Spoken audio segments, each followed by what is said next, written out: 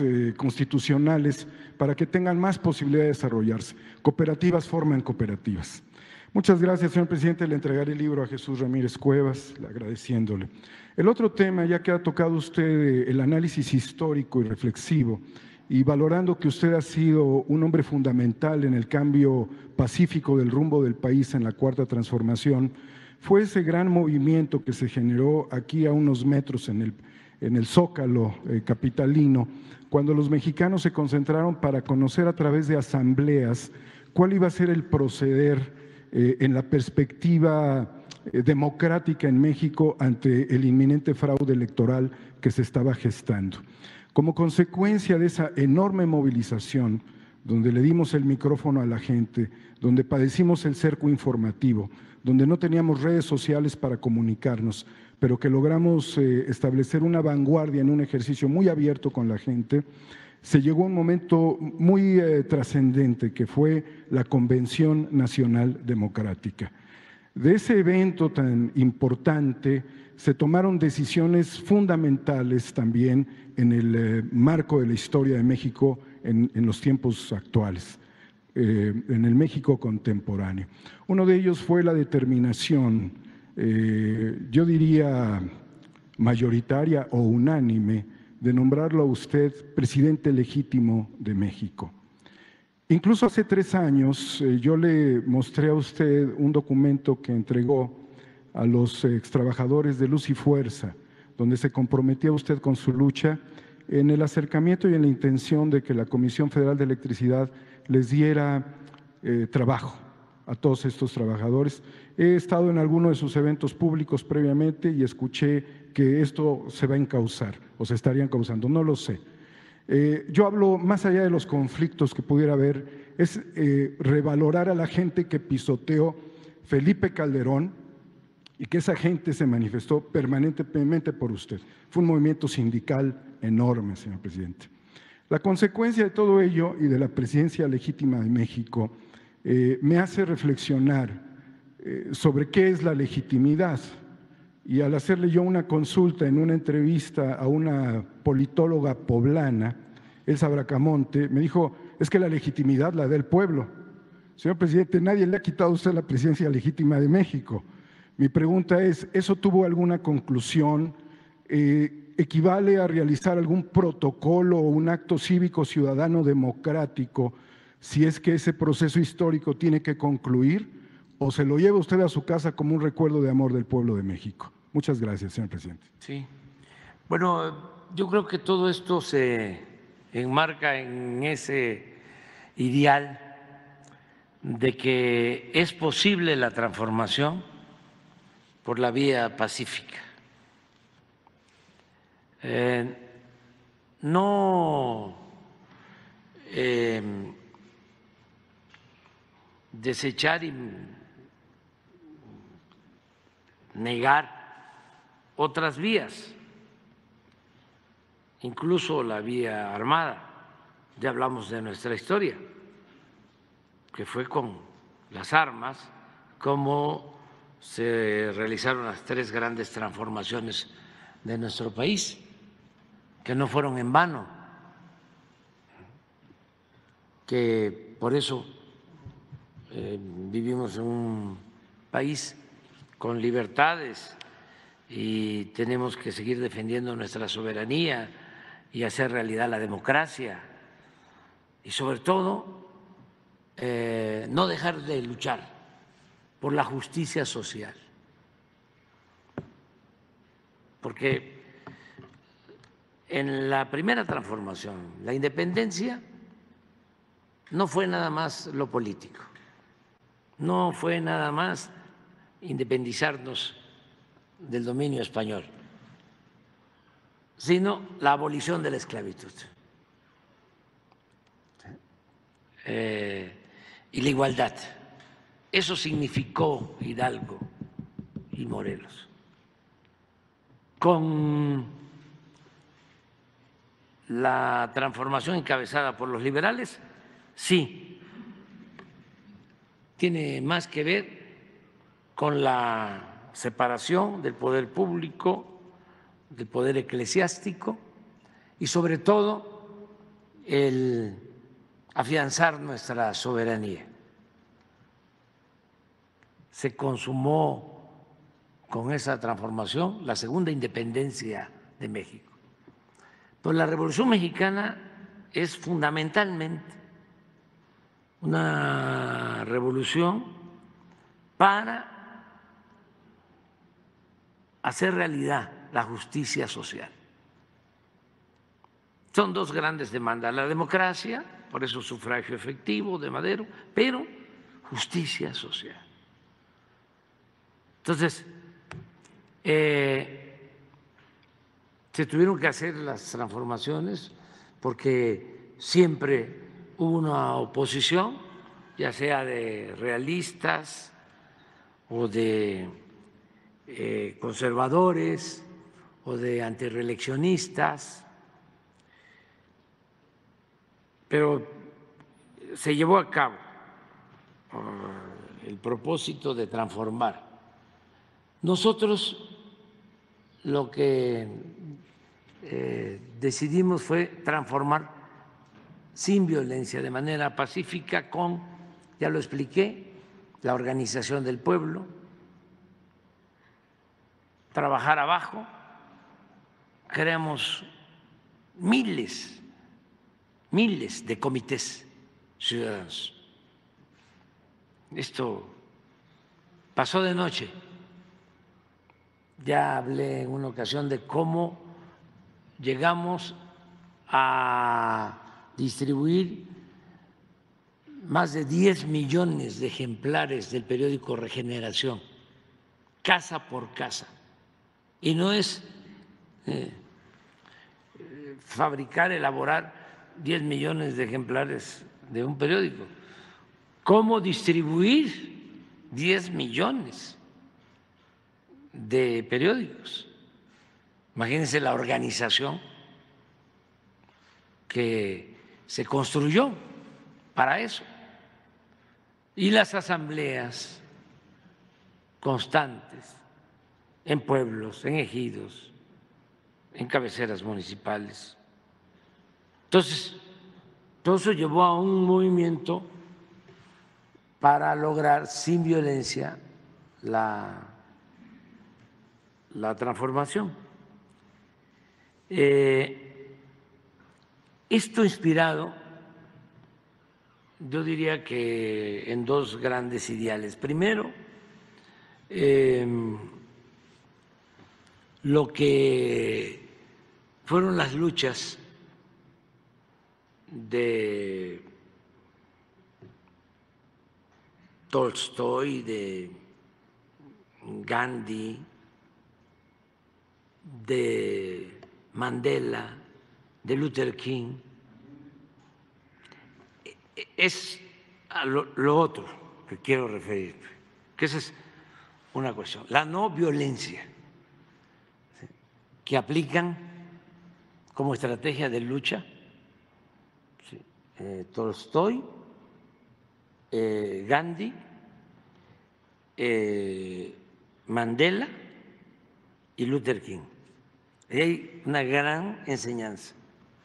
Y hay una bibliografía que yo recomiendo a los jóvenes para eso, porque es muy eficaz la no violencia como estrategia de lucha. Es no caer en la trampa, en la confrontación, no caer en ninguna provocación, aprender a evadir el acoso,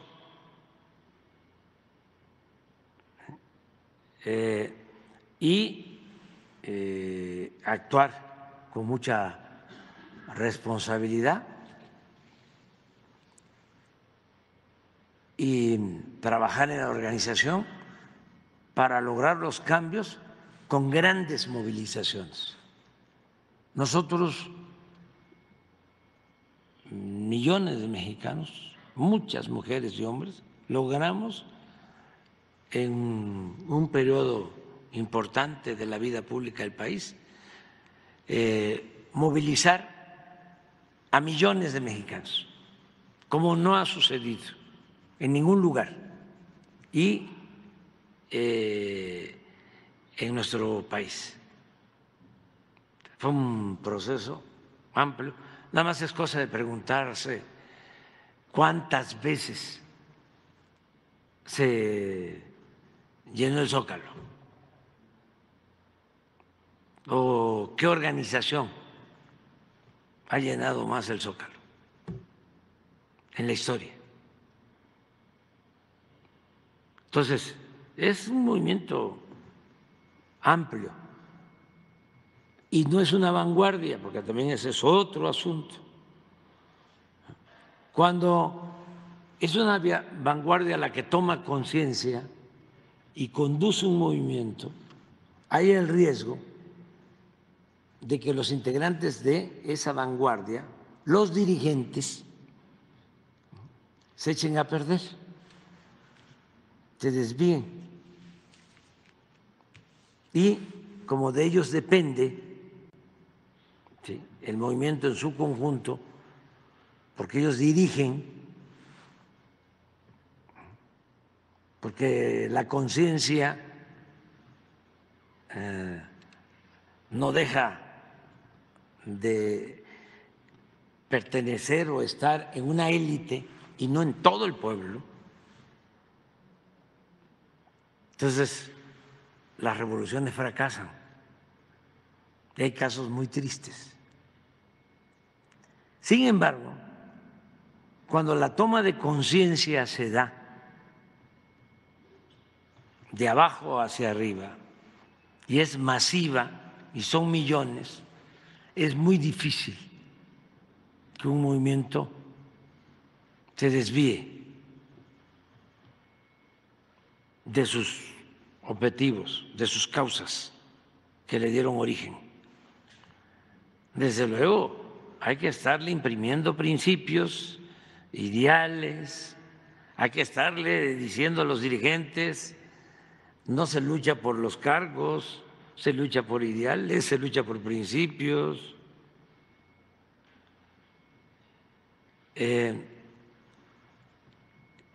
Ahora yo estoy contento porque se ha avanzado bastante en eso.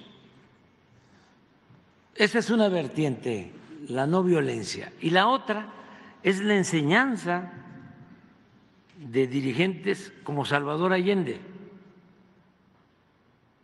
Porque no hay que olvidar que él es 4 veces candidato a la presidencia y triunfa, y se polariza Chile. Y los opositores deciden derrocarlo y de manera vil. Hacen alianzas con el extranjero y llevan a cabo guerras sucias hasta que se da un golpe de Estado.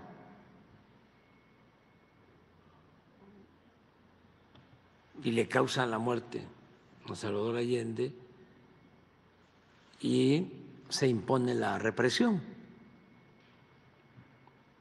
Pero él, ni en esos momentos de traiciones,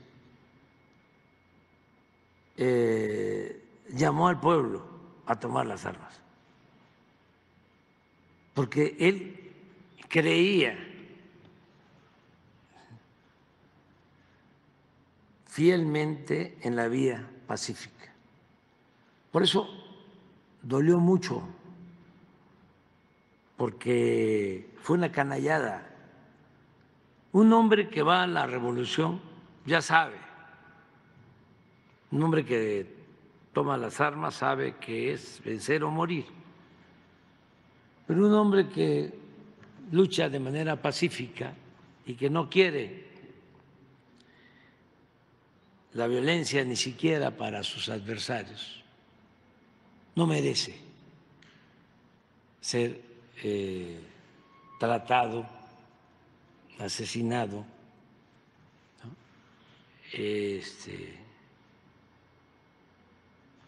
Ultrajado, agraviado como lo fue el presidente Salvador Allende. Por eso, ese golpe de Estado, lo que hizo Pinochet, esa es una mancha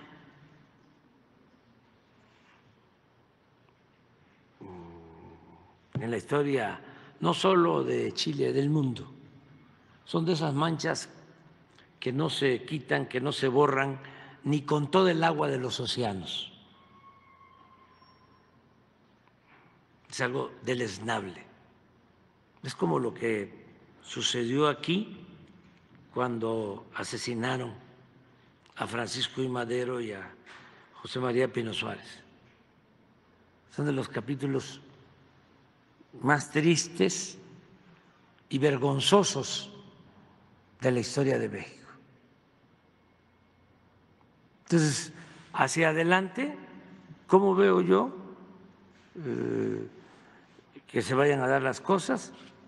Se tiene que seguir luchando de manera pacífica.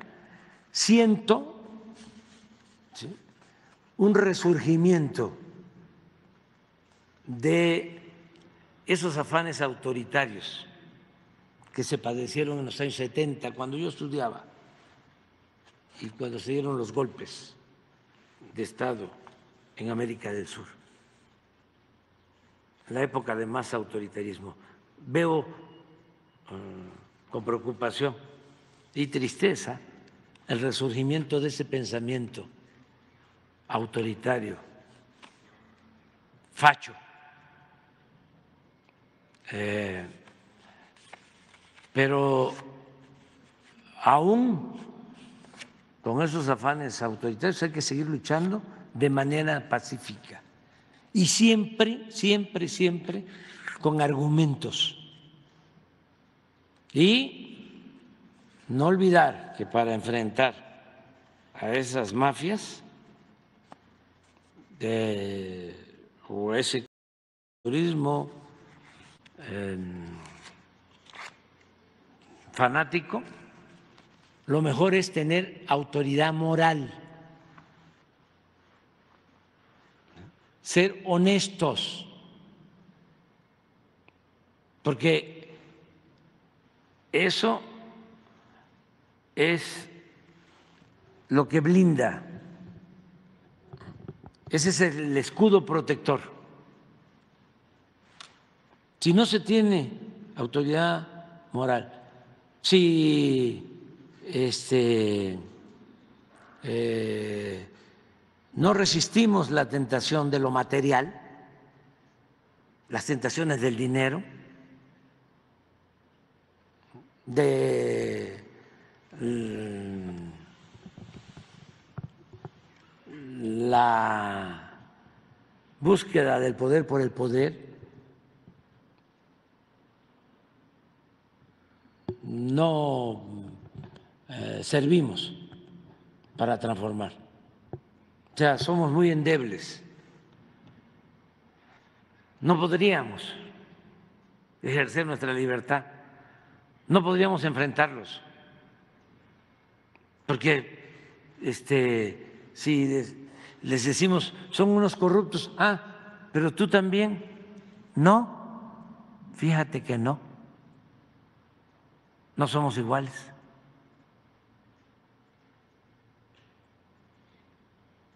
Y así se les enfrenta. Pero si la autoridad es corrupta, pues no tiene ninguna fortaleza, es una hoja seca y susceptible de ser chantajeado por los oligarcas y lo sientan en la silla de los acusados y no dura, o se convierte en títere, en pelele, no representa a todo el pueblo, ya solo representa a una minoría. Entonces sí es importantísimo la autoridad moral, desprenderse de las ambiciones, por legítimas que sean. O sea, es un apostolado la lucha por la transformación de un pueblo. No tener demasiado apego al poder, ni mucho menos al dinero.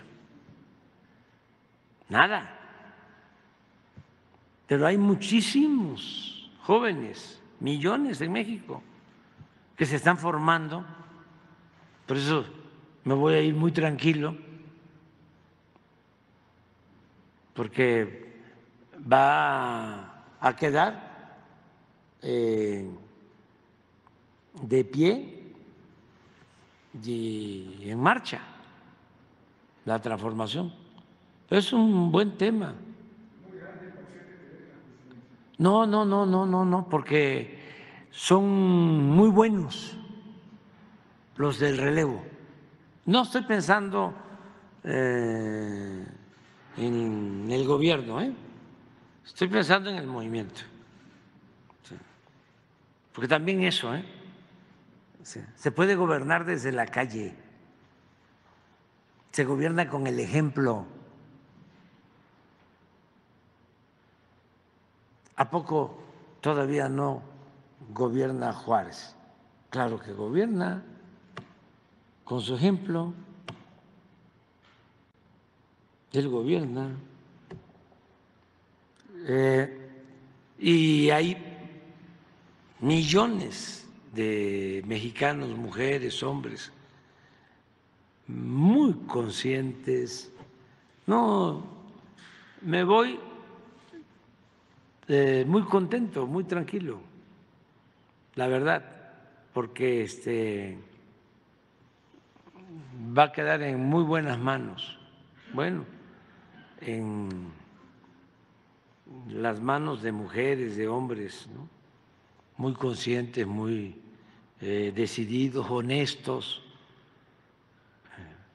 El problema que tienen nuestros adversarios es que es muy egoísta lo que defienden.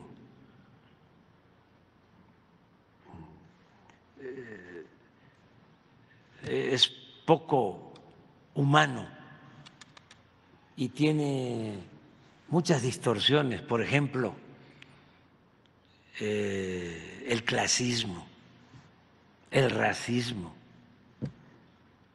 Llegó a decir una señora que había que quitar de la Constitución la palabra pueblo.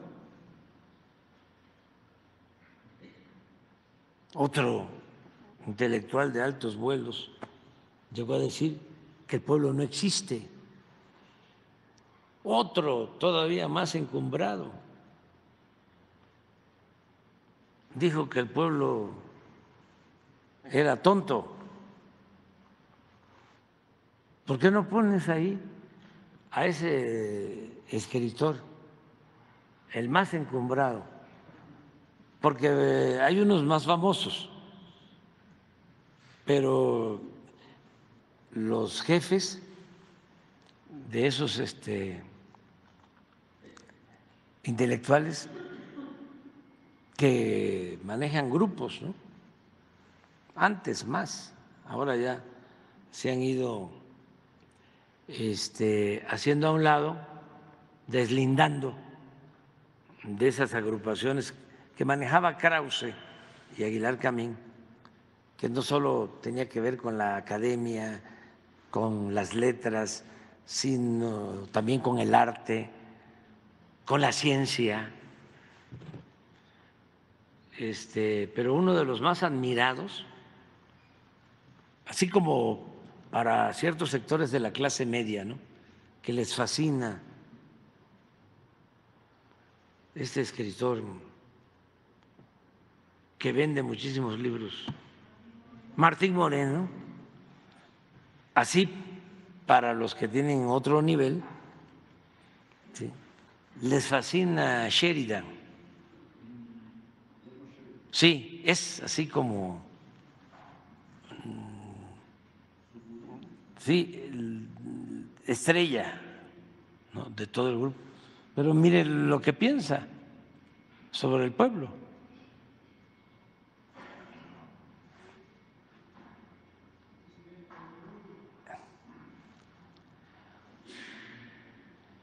Vámonos con el Perú, a ver.